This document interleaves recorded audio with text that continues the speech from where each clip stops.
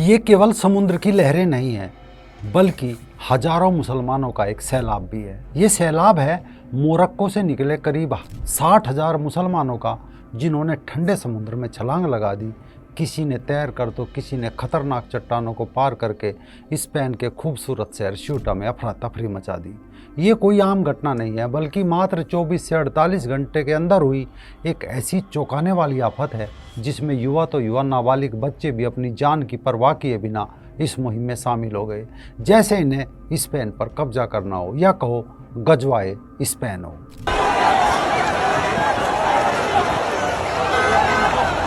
नमस्कार, मैं राजीव चौधरी। कल्पना कीजिए किसी शहर की आबादी 70-80 हज़ार हो, जिसमें बड़े बूढ़े छोटे बच्चे महिलाएं सब हो। अचानक उस देश में 60,000 युवा लोग घुस जाए तो क्या होगा? वही होगा जो आज स्पेन में हो रहा है। मोरक्को और स्पेन के बीच भौगोलिक दूरी बहुत कम है। दोनों देशों के बीच सबसे करीबी बिंदु है, उसे बोलते हैं जिब्राल्टर, जहां स्पेन का दक्षिणी किनारा और मोरक्को का उत्तरी किनारा एक दूसरे से मात्र कोई 12-14 किलोमीटर की दूरी पर है। पर मोरक्को एक 99% सुन्नी मुस्लिम आबादी वाला देश है और स्पेन एक ईसाई बहुल देश है। मोरक्को अफ्रीका में गिना जाता है और स्पेन यूरोप में। स्पेन में जीवन शांत है, लोग सुखी हैं, कमाई है। मोरक्को में भीड़ तंत्र है, भूखमरी है। बस वहाँ से खेल शुरू होता है। मोरक्को के मुसलमानों ने सोचा अगर हथियार लेकर गए तो ये एक युद्ध माना जाएगा, तो क्या किया जाए। तो वहाँ की सरकार ने जेलों से गुंडे, मवाली, आतंकवादी, बलात्कारी, चोर उचक्के सबको समुद्र के जरिए ट्रकों में, बसों में भरकर स्पेन में छोड़ दिया। मोरक्को के आक्रमणकारी स्पेन के सौटा शहर में घरों में चोरी की घटनाएं करने लगे। रेप, हिंसा वहां पर जारी है। यूरोप की वामपंथी मीडिया ने इन्हें प्रवासी बताया कि शरण लेने आए हैं, जबकि इस भीड़ में कोई महिला नहीं, कोई बच्चा नहीं और मोरक्को में कोई गृह युद्ध भी नहीं, तो किस बात की शरण? दरअसल ये एक हमला है। इस हमले को शरणार्थी हमला बोले तो कोई गुरेज नहीं होगी, क्योंकि ये लोग मुस्लिम देशों में शरण ना लेकर गैर मुस्लिम देशों की तरफ भागते हैं और फिर वहाँ शरीयत मांगते हैं, मस्जिद और मदरसे की डिमांड करते हैं। अब सवाल है कि अब मोरक्को के लिए स्पेन ही क्यों? तो इस सवाल का जवाब इतिहास में छिपा है। आप ये मैप देखिए, 2 महाद्वीप है, एक अफ्रीका, दूसरा यूरोप, और इनके बीच एक समुद्री संकरा रास्ता जिसे जिब्राल्टर बोला जाता है। अफ्रीका वाली साइड सहारा का रेगिस्तान है, तो यूरोप वाली साइड हरियाली है। इधर शरीयत कानून है, तो स्पेन की साइड लोकतंत्र है। अब इतिहास की बात करें तो ये उस दौर की कहानी है जब भारत पर इस्लामिक आक्रमण होना आरंभ हो गया था। यानी कि अगर देखा जाए तो स्पेन और भारत का इतिहास बिल्कुल एक जैसा है, लेकिन वर्तमान अलग अलग है। सन 711 ईस्वी, उस दौर में स्पेन का नाम अंदालूसिया था और सभ्यता की दृष्टि से अंदालूसिया स्पेन से सटा स्पेन का एक हिस्सा था जो बहुत आगे था। लेकिन चर्च के पादरियों द्वारा जादू, टोने, झूठ, आडंबर, चंगाई, पाखंड और अंधविश्वास का भयंकर बोलबाला भी वहाँ था। उस समय अरब पर खलीफा वलीद बिन अब्दुल मलिक का शासन था। अरब ने अफ्रीका के कई बड़े भूभाग भी जीत लिए थे तथा यूरोप की तरफ ये लोग देख रहे थे। ये वो दौर था जब अरबी खलीफा लूटपाट के लिए अपने सिपह सालारों को भारतीय उपमहाद्वीप और यूरोप में भेजने लगे थे। उस दौर में खलीफा ने मूसा बिन नसीर नाम के एक मुल्ला को उत्तरी अफ्रीका का शासक नियुक्त किया था, जिस पर मजहबी सेना ने कुछ समय पहले ही विजय प्राप्त की थी। ईसाइयों और मुसलमानों के बीच क्रूसेड वार यानी धार्मिक युद्ध उस समय आरंभ हो चुके थे। उस दौर में सेउटा का गवर्नर था एक ईसाई जूलियन, जो अफ्रीका के मुल्ला मूसा बिन नसीर के पास जाता है और प्रस्ताव रखता है कि अंडालूसिया यानी स्पेन पर आक्रमण कर दो, हम आपका साथ देंगे। मूसा उसकी बातों को सुनता है और पूछता है, तुम ईसाई होकर मेरा साथ क्यों दे रहे हो?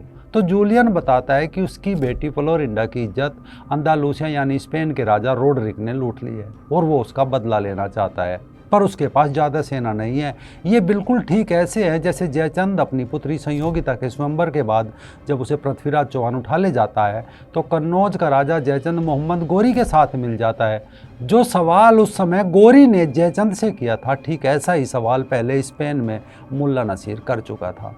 अंततः सन 711 यानी कि जिस दौरान मोहम्मद बिन कासिम सिंध पर हमला कर रहा था, ठीक उसी दौरान सेउटा के शासक जूलियन की मदद से मुल्ला मूसा बिन नसीर अपने सेनापति तारिक बिन जियाद को 7,000 लोगों की सेना के साथ हमले के लिए स्पेन भेज देता है। स्पेन के राजा रोडरिक इस लड़ाई में पराजित हो जाते हैं और मलेच यूरोप की धरती पर कदम रख देते हैं।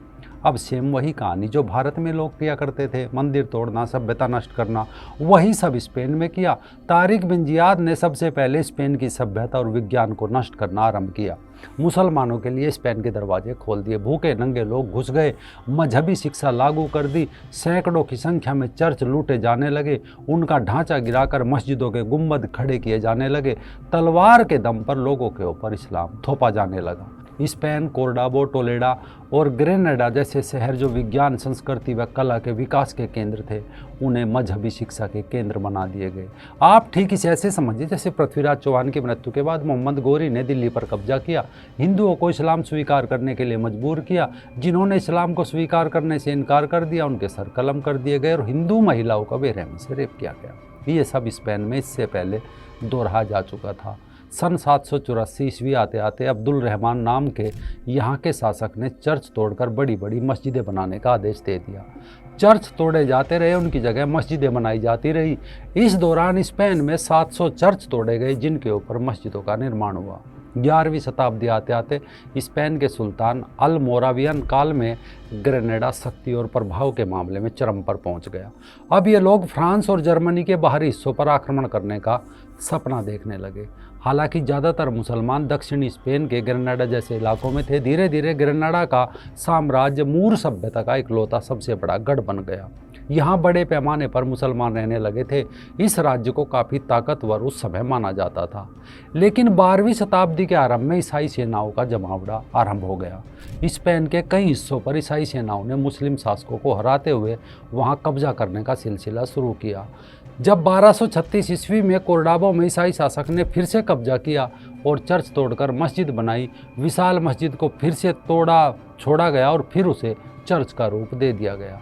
आज स्पेन में जितने भी प्राचीन चर्च है, ये चर्च उन सभी मस्जिदों को तोड़कर फिर से बनाए गए हैं जिन्हें तोड़कर कभी मस्जिद बनी थी। कहने का अर्थ है युद्ध बराबर चलता रहा। ईसाई सेना अपना जितना भूभाग जीत लेती, उतने ही भूभाग से मुसलमानों की मस्जिदों को चर्च में बदल देती। इस जंग को अरब इतिहास में अल उकब की जंग के नाम से जाना जाता है। ये जंग मध्यकालीन स्पेन में ईसाई और इस्लामिक ताकतों के मध्य हुए सर्वाधिक अहम सैन्य टकराव में एक थी। पोप इनोसेंट तृतीय द्वारा इस्लामिक राजवंश अलमोहाद के खिलाफ धर्म युद्ध छेड़ने के आह्वान पर 1212 ईस्वी के मध्य में कैस्टिले, ओरेगन और पुर्तगाल ने मिलकर दक्षिणी स्पेन के उत्तरी अफ्रीका के अलमोहाद खलीफा मोहम्मद अल नासिर के खिलाफ लड़ने के लिए स्थायी गठबंधन की एक सेना तैयार की थी। उनके बीच दक्षिणी स्पेन के अंदालूसिया के लास नवास डे टेलोसा में 16 जुलाई 1212 को भीषण जंग हुई। इस जंग में मुस्लिम शासक अलमोहाद की सेना को जबरदस्त मात मिली और उसके तकरीबन 2 लाख सैनिक मारे गए, जबकि ईसाई शक्तियों की सेना के मैच 2000 सैनिक मारे गए। मोहम्मद अल नासिर युद्ध क्षेत्र से बचकर भाग गया, लेकिन कुछ समय बाद मराकेश में उसकी मौत हो गई। इस जंग में अलमोहाद की पराजय के साथ ही दक्षिणी स्पेन में भी मुस्लिम ताकतों का प्रभुत्व समाप्त हो गया। इसके बाद ईसाई सेना ने अंदुलूसिया में बाजा उबेद जैसे इलाकों पर भी अपना कब्जा कर लिया। 2 जनवरी 1492 में आते आते स्पेन में अंतिम मुसलमान शासकों के ग्रेनेडा साम्राज्य का भी अंत हो गया। पूरे देश में फिर से ईसाई शासकों का शासन स्थापित हो गया। अरागोन के कैथोलिक सम्राट फर्डिनेंड द्वितीय को अल हमरा की चाबियां सौंप दी गई। बताया जाता है ग्रेनेडा का आखिरी बादशाह अबू अब्दुल्ला पहाड़ी पर बने अपने किले पर खड़ा बच्चों की तरह रो रहा था। लेकिन स्पेन ने भारत की तरह गलती नहीं की, न देश का बंटवारा किया, न खोखली धर्मनिरपेक्षता लागू की, न उसे गोरी की तरह 16 बार माफ़ किया, बल्कि अपना पूरा राज 800 साल के बाद दोबारा हासिल किया। और इसके बाद 1502 में स्पेनी शासन ने सभी मुसलमानों को ज़बरदस्ती ईसाई बनाने का आदेश दे दिया। जिन लोगों ने अपना मजहब नहीं छोड़ा, ऐसे लोगों को स्पेन से निकाला जाने लगा या मारा जाने लगा। एक नारा चल निकला कि मलेच ईश्वर को नहीं मानते, वो नास्तिक है, उन्होंने ईश्वर और उसके मानने वालों के साथ अपराध किया है, इन्हें सज़ा मिलनी चाहिए। पादरी खास तौर पर कहने लगे कि ईश्वर को निराश मत करना, उनका बदला तुम्हें ही लेना है, कोई जिंदा नहीं बचकर जाना चाहिए। मुस्लिमों के पास 2 ही ऑप्शन थे, या तो ईसाई बने या फिर मारे जाए। चर्च तोड़कर बनाई गई करीब 700 मस्जिदें फिर से तोड़ी गई, उन्हें फिर से दोबारा चर्च बनाया गया।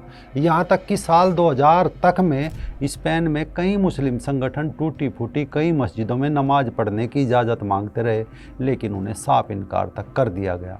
इसके बाद एक ऐसा दौर आया जब इस यूरोपीय देश स्पेन का दुनिया के एक बड़े हिस्से पर राज हुआ, खास तौर पर अमेरिका के महाद्वीपों तक।